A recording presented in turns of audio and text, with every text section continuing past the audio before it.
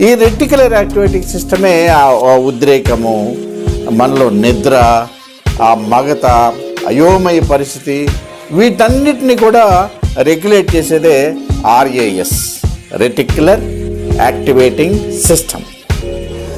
ఈ mid brain, hand బ్రెయిన్లో ఉన్నటువంటి ఆ పాన్స్, మిడిల్ అబ్లాంగట, ఇవన్నీ కూడా కొన్ని పనులు కామన్గా చేసినట్టు అనిపిస్తాయి. ఇందాక మనం చెప్పుకున్నట్టుగా అది విజువల్ రిఫ్లెక్షన్, ఆడిటరీ రిఫ్లెక్షన్లో ఆ పని కంటి గురించి అది చేస్తుంది, కింద పాన్స్ చేస్తాయి, అన్నీ చేస్తాయి. అయితే ఆ చేసే పనిలో వైవిధ్యం ఉంటుంది.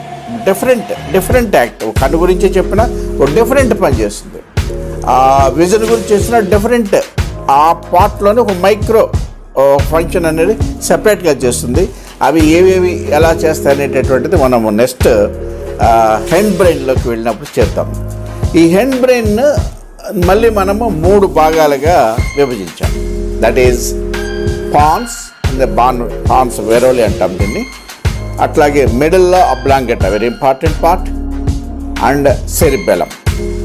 ఈ మూడింటిని కలిసి మనము హ్యాండ్ బ్రెయిన్ అంటాం.